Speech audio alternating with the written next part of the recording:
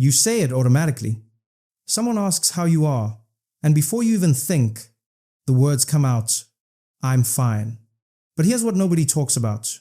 Those two words might be slowly killing you from the inside out. Right now, millions of people are walking around carrying invisible weight. They smile at work. They laugh at jokes. They post happy pictures online. But inside, they're drowning. And the scariest part? They've convinced themselves this is normal. Before we go deeper, a quick note. This video is designed for master reading English. That means I'll speak at a thoughtful pace so you can read along with every word on screen. Take your time. Let each sentence sink in. This isn't just about understanding the message. It's about mastering the language while you absorb something powerful. In the next few minutes, you're going to understand why you keep lying about how you feel. More importantly, you'll learn what to do about it. This isn't therapy speak or self-help fluff. This is about survival. Your emotional survival. Let's start with a truth that might sting. Pretending to be fine is not strength. It's a slow-motion crisis. There's a moment that happens in everyone's life. Someone asks how you're doing, and you feel the truth rising in your throat. You're exhausted. You're struggling. You're barely holding it together. But then, something happens. You swallow it down and say those magic words, I'm fine. Why do we do this?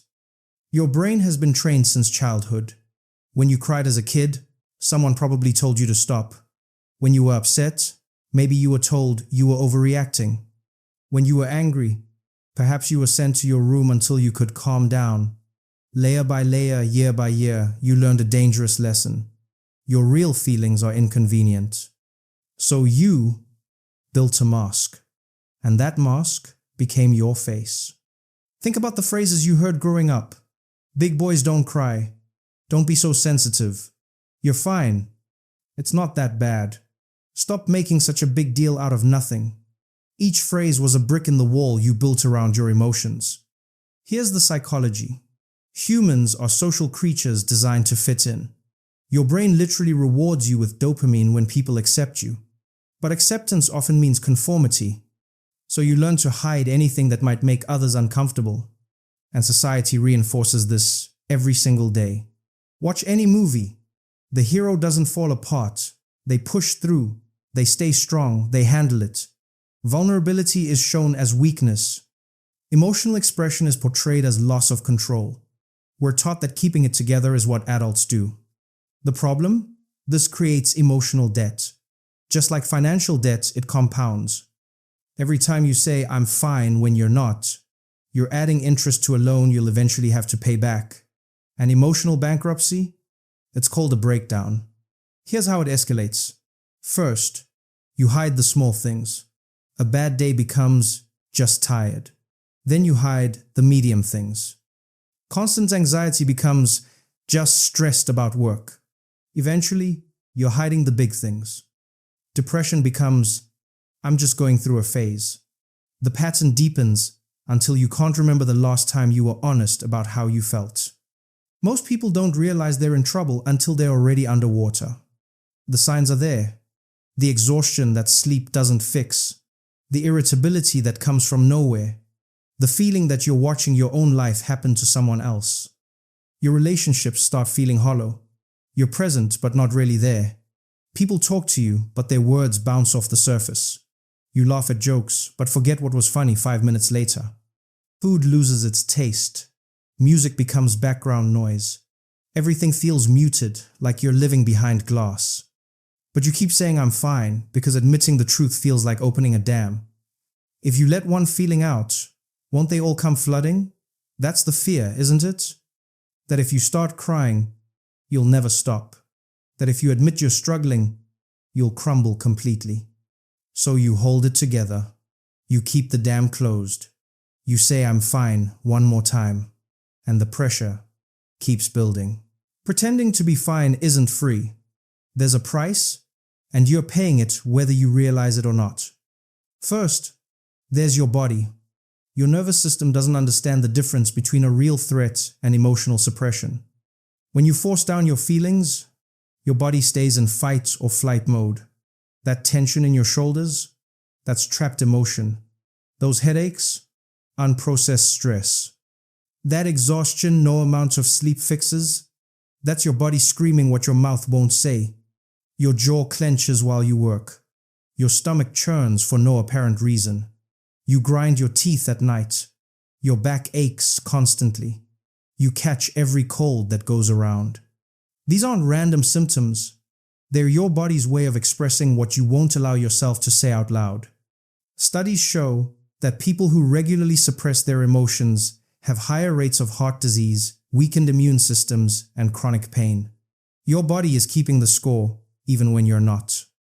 The medical community calls this psychosomatic illness, but that term makes it sound like it's all in your head. It's not. The pain is real, the inflammation is real. The elevated cortisol levels are real. Your body doesn't care that you're trying to be strong.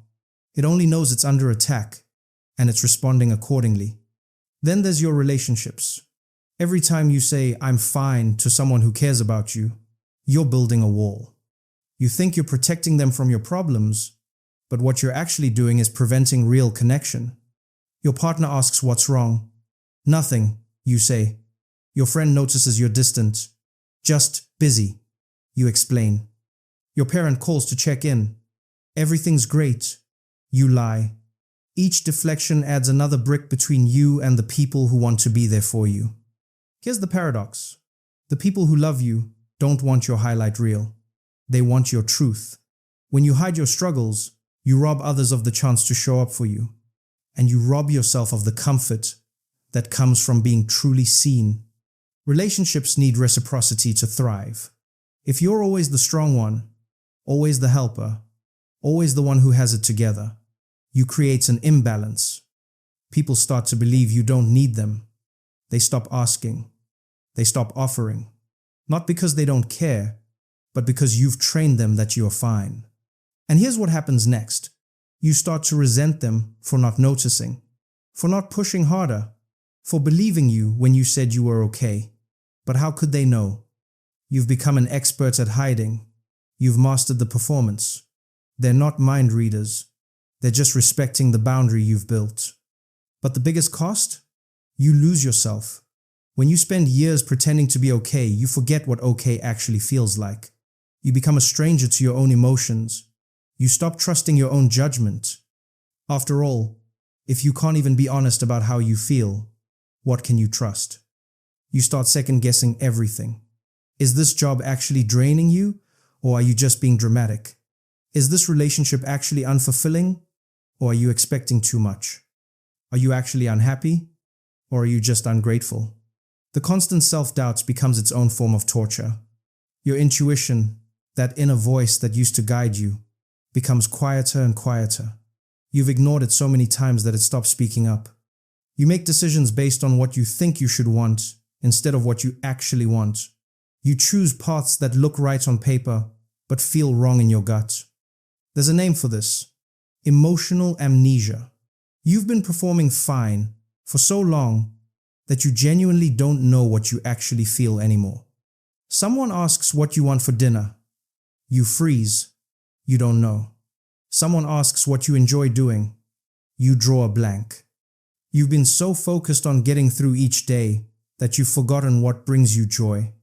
You've been so busy managing everyone else's perception of you that you've lost touch with the actual you underneath. Here's something nobody told you. You don't need permission to stop being fine. But I'm going to give it to you anyway. You are allowed to not be okay. Read that again. Let it sink in. You are allowed to struggle. You are allowed to be overwhelmed. You are allowed to admit that things are hard right now. This isn't weakness. This is being human. Think about it. When did we decide that struggling was shameful? Mountains are climbed one difficult step at a time. Babies fall hundreds of times before they walk. Growth happens in discomfort. So why do we expect ourselves to glide through life effortlessly? The truth is, everyone is fighting battles you know nothing about. That person who seems to have it all together, they're probably saying, "I'm fine," too. We're all walking around pretending, creating a collective illusion that everyone else is doing better than they are. But here's your permission slip. You can break the cycle. Start with this simple truth. Your feelings are information, not flaws. When you feel anxious, your body is telling you something needs attention. When you feel sad, your heart is processing loss or disappointment. When you feel angry, your boundaries might be violated. Emotions aren't the problem. Ignoring them is. There's a powerful practice called emotional honesty. It starts with telling yourself the truth. Not the truth you think you should feel. Not the truth that would be convenient. The actual truth. Try this right now. Put your hand on your chest. Take a breath. Ask yourself, how am I really doing? Don't censor the answer. Just notice what comes up. That feeling? That's real. And it deserves to be acknowledged. Not all struggles are the same. Understanding what type of not okay you're experiencing helps you know what you actually need. There's temporary overwhelm. This is when life piles up. Too many deadlines, too many demands, not enough hours. You're not broken. You're just overloaded. The solution here is often practical. Delegate, say no, take a break. Then there's grief that hasn't been processed. Loss isn't just about death. You can grieve a relationship that ended, a dream that didn't work out, a version of yourself you had to leave behind. This type of not okay needs time and space to feel what needs to be felt. There's chronic stress. This is when your nervous system has been in overdrive so long that anxiety becomes your baseline. You wake up worried. You go to bed worried. Everything feels urgent. This needs nervous system regulation, breathwork, movement, therapy, and then there's depression. This is different. It's not just sadness, it's numbness. It's going through the motions while feeling nothing.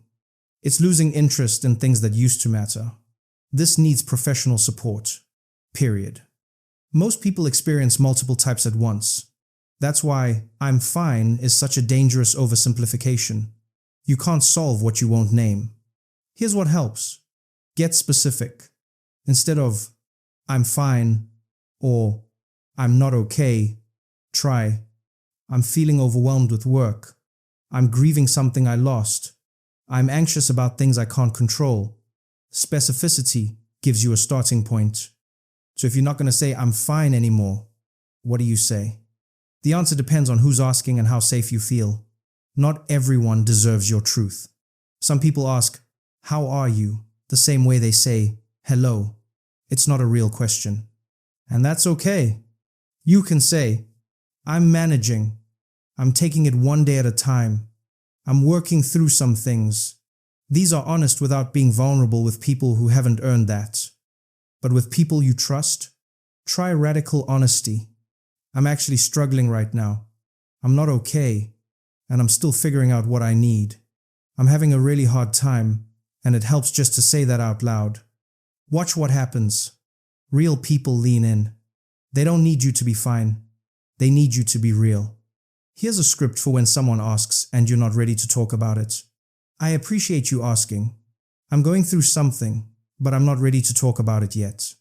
Can we revisit this later?" This is honest without oversharing. It acknowledges your reality without requiring you to explain it. And here's something crucial. You can tell people what you need. "I need to vent for 5 minutes without advice. I need a distraction right now. I need someone to just sit with me while I feel this." Most people want to help. They just don't know how. Tell them. When you're struggling, you need tools. Not toxic positivity. Not platitudes. Actual strategies that work. First tool. The emotional release valve. Suppressed emotions need somewhere to go. Find yours. Some people write. Some people move their body. Some people scream into pillows. Some people cry in the shower. It doesn't matter what it is. It matters that you do it. Try this. Set a timer for 10 minutes. Give yourself permission to feel everything without judgment. Angry? Punch a pillow. Sad? Let the tears flow. Frustrated? Write without stopping, even if it makes no sense. The goal isn't to solve anything. The goal is to let the pressure out before it explodes. Some people draw their feelings, others garden, others clean aggressively. The activity itself is less important than the intention behind it. This is your designated space to stop performing and start releasing. Second tool, the reality check. When you're not okay, your brain often lies to you. It tells you this will last forever. It tells you everyone else has it figured out. It tells you you're uniquely broken. These are lies. Write down the facts. Separate what you feel from what's true. Here's how. Draw a line down the middle of a page. On one side, write what your brain is telling you. I'll always feel this way. I'm failing at everything. Nobody cares. On the other side, write the actual evidence. I felt bad before and it passed. I completed 3 tasks today. My friend texted to check on me yesterday. This isn't about invalidating your feelings. It's about not letting your feelings distort reality. Both can be true. You feel terrible right now, and you won't feel this way forever. Third tool, the minimum viable day. When you're struggling, getting through the day feels impossible. So lower the bar. What's the absolute minimum you need to do today? Feed yourself. Take your medication. Brush your teeth. That's enough. Tomorrow can worry about itself. Delete your to-do list. Seriously. On hard days, you don't need a list of 20 things you probably won't accomplish. You need 3 things maximum. Did you eat something? Did you take care of basic hygiene? Did you survive the day? Congratulations, you succeeded. This isn't giving up. This is conserving energy for what actually matters. Getting through this moment. Productivity culture will tell you this is lazy. Ignore it. You're not a machine. You're a human being who needs rest. Fourth tool, the connection lifeline. Have at least 3 people you can text when you're not okay. Not to fix you, just to remind you, you're not alone. A simple "I'm struggling today" can be enough. Choose these people carefully. They should be the ones who don't panic when you're honest. The ones who don't try to immediately solve your problems. The ones who can just say, "I'm here," and mean it. And here's the key. Tell them in advance. Hey, sometimes I might text you when I'm having a hard time. I don't need you to fix anything. I just need to know someone knows. This gives them permission to simply witness instead of rescue. If you don't have 3 people yet, that's okay. Start with 1. Even a crisis hotline counts. The point is to have a number you can reach when your brain is lying to you about being completely alone. Fifth tool, the body reset. Your mind and body are connected. When your thoughts spiral, move your body. Take a walk. Do jumping jacks. Stretch. Dance badly to loud music. Physical movement interrupts mental loops. This works because anxiety and rumination live in your head. When you engage your body, you literally pull your attention out of those mental spirals. It's hard to catastrophize about the future when you're focusing on not tripping while walking. Cold water works too. Splash your face, hold ice cubes, take a cold shower. The shock to your system hits a reset button in your nervous system. It's like forcing your computer to restart when it's frozen. And breathing. Yes, everyone tells you to breathe, but there's a reason. Box breathing actually works. Inhale for 4 counts. Hold for 4. Exhale for 4. Hold for 4. Repeat 5 times. It manually shifts your nervous system from panic to calm. Sixth tool, the professional support. Therapy isn't for when you're broken. It's maintenance for being human. If you had a physical injury, you'd see a doctor. Your emotional injuries deserve the same care. Finding a therapist can feel overwhelming. So start simple. Ask people you trust for recommendations. Check if your insurance covers it. Look for therapists who specialize in what you're experiencing. Schedule a first session with no commitment beyond that 1 hour. And if the first therapist doesn't click, try another. Therapy is like dating.